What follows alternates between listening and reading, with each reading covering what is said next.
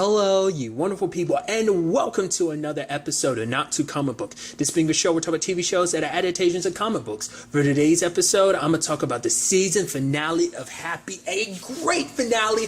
There is a lot we need to break down about this wild ride of a finale. A lot of interesting things. I do appreciate us kind of getting that 11 years ago at the beginning, because Blue coming to Nick at kind of Nick's lowest point, because Nick is obviously so much injustice kind of had to go obtained, just a lot of bad people got away. They couldn't get him by means of the law, and it's Blue's oh, here's some bad people, why don't you, basically setting him up with the hitman job, because you're right, you almost forget first, because right, he worked for Blue kind of before everything kind of went down in the series, and everything is oh, okay, obviously this is after he had already lost his job, he had been framed and everything. To be fair, we do know the dirty cops work for for Blue, so it's Blue had to have set that whole thing in motion. When the fact that him working for Blue, I guess you could almost make it seem like that kind of came full circle in a certain degree at the end, but we'll get to that soon enough. But so there's that. Then there's the whole situation of Sunny setting up that dude who was one of the wishy replacements. It's oh yeah, I want you to play the bunny and everything. I love him being oh, this will be the end. It makes you wonder, did he know for sure that he was going to die? I thought for him it's oh, it's going to be the end. It's a one-time character death. I don't know whether he knew the full extent of everything. I was do you know that you were going to die at the end? But it's no, oh, you'll be the great villain that got away. And it's oh, a recurring role. So it's yeah, I think he was still under the delusion of oh, you weren't going to die at the end of this. I was especially when Sonny was bringing that up, I'm oh, you're super going to die at the end of this because of him saying that. So what I thought was really interesting though is Orcus bringing Haley and Sunny together. I didn't see that coming. I was why the hell would you even do that? And you can tell Haley's having to do everything she can to hold back. But Sunny, being oh, is this really a good idea? But I liked how Orcus sort of spins it. It's oh, she survived the kidnappings and stuff like that, and then it could be a resurrection. Although basically it shoots Sunny up popularity wise, because it's oh, you're bringing on this girl who kind of lost everything, and now she's back, and after all the traumatic stuff she's been through, it's it's kind of to bolster him and everything. And you got to give it to Haley for putting up that front of this is all I've ever wanted and stuff like that. She's playing it up, basically tapping into who she was in season 1 before she got kidnapped and everything, so in love with Sunshine and everything. She's tapping into that, trying to hold back all her rage and intent on killing him. I thought that was incredible. But then at the same time, there's everything with Smoothie, and I really liked it. Well, I'll get to this in a second. Well, I thought it was kind of interesting because it's oh, Smoothie doesn't care about everything that Orcus is up to. It's yeah, your thing is your thing. For him, it's, as I figured as much, the entire thing is just about revenge. It's oh, I want to break you, Sax. Your daughter doing this, it'll break you and belittle you. Essentially, once again, he's just trying to get back at Nick. So for him, it's whatever Orcus has got planned, whatever. We're just on the same side because we both kind of want similar things. And this way of doing things helps him out, but it also helps me out because it helps me destroy Nick. An interesting thing, tidbit of information, I did not know. In the grand scheme of things, I'm an idiot for not picking this up sooner. Smoothie's name is a pun. It's always been a pun. It's been a foreshadowing pun because the fact of the matter is, obviously, his situation that we know downstairs when it comes to him having no genitalia, the whole eunuch thing, he's got, yeah, obviously because he's smooth like a Ken doll down there, a Barbie doll, whatever the case may be you want to use as a reference point. But the point I'm trying to make too, I think is so interesting. It's something I recently learned is that there's a term for people like that, eunuchs in that particular situation, or not having their genitalia like that. It's more so this particular case is kind of a self-mutilation thing. There's a term for that I recently learned. I forgot what that one is, but another term for describe that situation are smoothies. That's the name of people who get rid of their junk like that, which I had no idea. So his name has double meanings to it like that. So anyone that knew that term ahead of time would have been oh, his name's Smoothie. They probably could have well foreseen that. Because we don't find out about Smoothie's situation until episode 7 of season 1. I know I'm going on a huge tangent. I just had to throw that in there because that was a recent discovery I made in between episodes. Probably would have gone my entire life never knowing that that's what that term, that there's a term and name for people like that. So it's oh, holy crap. So if you didn't know, now you know. It's just kind of an interesting thing. Nevertheless, after my little informative, I guess, I'm sure a lot of people might have known that by now, but nevertheless, regardless. What I thought was pretty dope was when Happy went to save Nick, and it's like, oh, you need a drink? It's like, Nick, you're the only person that ever touches me. You know what that means? Well, I mean, that sounds weird when I say, like, well, obviously, it's like, you're the only one that can touch me. You know what that means? That means you believe in me. And he pulls out a beer, and Nick's just so happy. He's like, yes! And pours it down his throat, and, you know, gets him up and at him and everything. I even love it later on. He gives him another bottle. It's just so funny seeing him drink this imaginary liquor, which is obviously real because of him. Even at one point, smashing the imaginary bottle on someone's head. That's amazing. It's also interesting too, Amanda ended up getting out because Happy inadvertently unlocked the lock when he was squeezing through everything. But I like, obviously, like, Nick snapping a dude's neck, Amanda beating a dude with an exit sign, because the whole point is like, oh, let's kill all the, you know, make it so that no one gets out. That's what Orcus wants, because he wants the most people to be there, because when shit really goes down, then, you know, it has even more of a bigger impact. Now, what's interesting, though, is, like, it seems like Home Dude playing the bunny, it seems like he took his role seriously, because he ends up killing at least one person, probably killed the other person with the lights and stuff like that. But it's like, you would do that, like, so that's why part of me wonders, like, did he know he was going to die, or was he just thinking of this as some role? But whatever the case may be, it's like, I mean, for him, it's like, oh, like, he, you know, it's his big time to shine, so he went hard on it.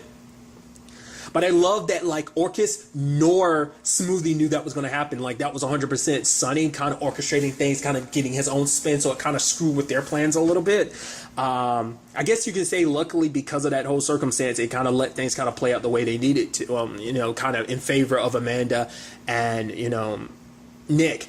But I love that you have him there playing the hero and everything, and he stops Bunny and ends up brutally murdering the dude with, like, a sledgehammer and everything. I was like, well, you actually think about that in the context, you still have to think and be like, right, he did that in front of a whole bunch of kids. They think it's part of the show and everything, but still, dude's head exploded. There was, like, holy shit, was that super messed up. And he's doing it in front of the kids because, you know, wanted to be a hero and everything. Like, and poor bastard was kind of like, oh, no, stop. And then, no. Like I said, no coming out of that situation alive. But it comes down to Haley being there to pull the trigger on him. But Nick shows up to be like, you can't do this. This is all for Smoothie. Amanda's there too. But for her, it's like, I'm not doing this for them. I'm doing this for me. Pulls the trigger. I love what Happy does. Happy tries to grab the bullet to slow it down. And I think he probably does it enough so that Nick can run and take the bullet himself. But rather than Haley being the one to pull the trigger, Amanda did, because she didn't want her little girl to get destroyed. I mean, obviously, it's like any parent's duty to protect their child. So it's like, if anyone's going to do the dirty work, it's going to be me. I want him dead anyway for what he did to you. So she unloads onto him, like, with gunshots. I was like, wait, he falls on stage? I was like, oh. And then he gets up, I'm like, wait, what? And he's walking by all the kids and just like, oh, taking a selfie with one person. This girl hands him something to sign. He takes his own blood, signs her head. I'm like, what? And he's like, you aren't the future, I'm the future. And then finally drops dead. It's like, I wasn't expecting you to have an exit like that. You even have Orcus being like, it's hard to say whether that 100% went to plan. I mean, it kind of worked because, and this is to me, I think one of the morbid things that season 2 did that season 1 didn't do. Season 1 talked about it, but season 2 literally showed you, and it's kind of sad and twisted in a sense. It's a whole imaginary friend situation, because obviously it's something that's come up early in the season. When kids stop, you know, when they grow up so fast, their imaginary friends just like poof out of existence, and you see a whole bunch of kids like their imaginary friends disappear. So that's kind of sad, because in season 1 they talked about it like, oh yeah, eventually, you know, when your kid no longer needs you or believes in you, you fade away, you kind of die like that. But to me, like, that's like a sudden death, and it's just like in the blink of an eye, you're vanished, you disappear from existence. I'm like, that's super sad and super messed up. Like, that's why they took what they said in season 1 and they made it even more sadder, because it's such a sudden thing, and they actually show you someone just poofing out of existence. That's sad. But when it's all said and done, you know, and I thought it was kind of a sad, you know, it's like Nick is dying, and for him it's like, you know, the fact is, you know, this isn't your fault, it's mine, you never needed a fake dad. And part of me wonders, is that him kind of referencing the fact is that's what Happy was supposed to be. Happy kind of filled that role for him and everything. So it's like, you know, Nick died, and it's so messed up, because I love the doctor scene of them being like, oh well, I guess call it, and they're so like desensitized to it. It's like, oh, you want to go get margaritas from Chili's or whatever, and then like it's like, oh, come on, this is so, you can't just give up. This is someone's dad, someone's husband, someone's child, someone's best friend. And I love the situation of, you know, the doctor being like, wait, do you feel that? And the other doctor was like, she was like, don't come at me with that whole, like, I feel the spirit leaving this mortal coil type of stuff. I will walk the fuck out. And I'm like, that's so morbid that they joke like that. But I think probably, like, the sad thing is there's probably some truth to, like, doctors probably being like that when it comes to, like, when their patients are out or dead. There's probably some, like, desensitized, like, joking nature to that where it's like, you might get a little big of an ego with that.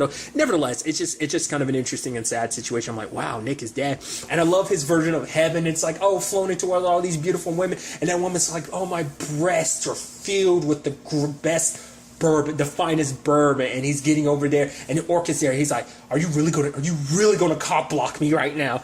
But Orcus is promising, like, oh, you should come back to Earth. It's like, oh, your little girl, maybe she's better off without you, but are you really gonna let Smoothie get away? He's like, my child is one thing, but revenge, that's something Nick can't pass up.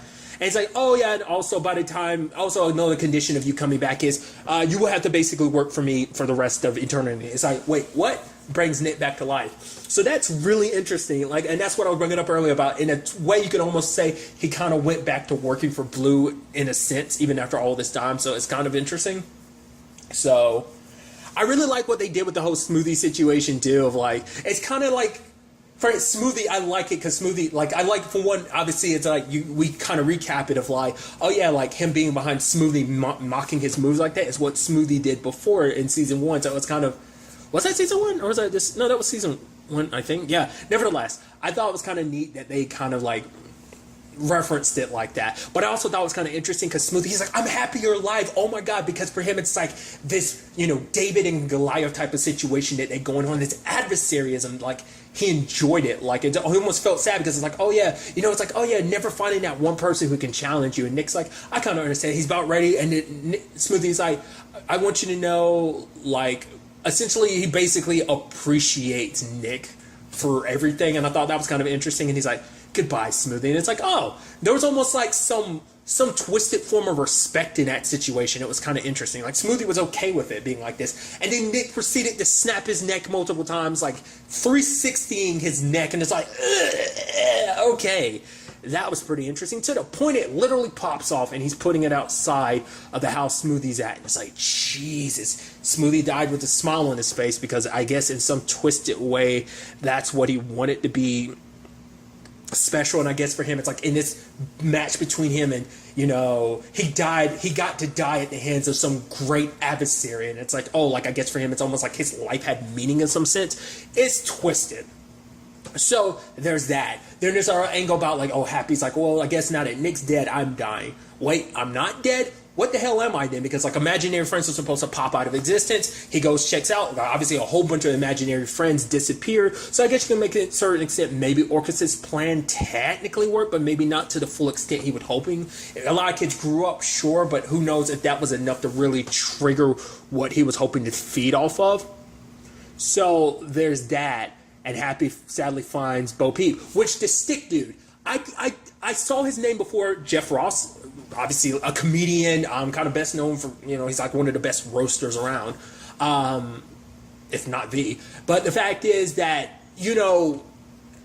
I didn't realize that was him until like, now hearing, I'm like, oh, that's definitely him. So now it's like, not only did Bo Peep cheat on him which I don't know if it was necessarily the stick guy doing anything. Maybe he was doing something above, but like there's the chief imaginary friend that was down below, and she's like, oh, I was grieving or whatever, and just you see Happy so defeated. It's like Nick's dead, Haley doesn't believe in him, Amanda's in jail, and it's just kind of like, geez, everything just sucks. A whole bunch of imaginary friends are gone. It's like he has nothing to live for.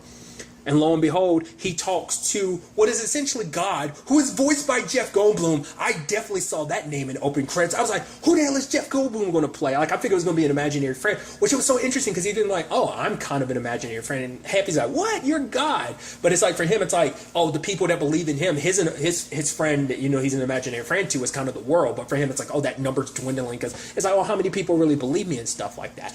I thought it was kind of fascinating for him being like, oh, yeah, the fact of the matter is, these assholes being like, oh, God told me to do this, God told me that. He's like, no, that wasn't me. I don't know who you're hearing in your head, but that sure as hell ain't me. I love that. And then he brings up an interesting, and that's the thing I keep bringing up. I think is so fascinating. It's like, oh yeah, like Happy. What the hell is Happy? Because you can see that point where like Orcus, you could see him see like our like even though like he could see like Happy's like shadow on like one of the like cloths or banners or whatever that was down, and he was looking like, oh, because I think he knew that Happy had interfered. And so like that's why I'm kind of like, Happy isn't an imaginary friend. He's something more. Because obviously the whole conversation came up before of like, oh yeah, there's gods and stuff walking amongst them. I'm like, that's what I think Happy is. He just happens to think he was an imaginary friend, but I think he's more than that. And even like God is like, oh yeah, you know, don't just get caught up in the whole imaginary thing. Be a friend. Like Amanda, she's in jail, you know, for manslaughter. Haley, because apparently she's kicking it with Meredith, which I love that. That's a combination I wasn't expecting to see. I would love to see what Meredith would do, kind of raising Haley to a certain extent, because obviously there's like a 6-month gap, and like I guess Nick was so intent on his revenge that he never, because for him it's like, no, like Haley deserves better. So for him it's like, oh, I'm not going to go and be in Haley's life. It's like Meredith, she's going to take care of everything. I think is kind of how he chalks it up. She's going to be a better person than me, which is like, to be fair, Meredith's got her own issues and everything, which we'll kind of get to that in a second. And sadly, that must mean that Happy never found him in all that time, too.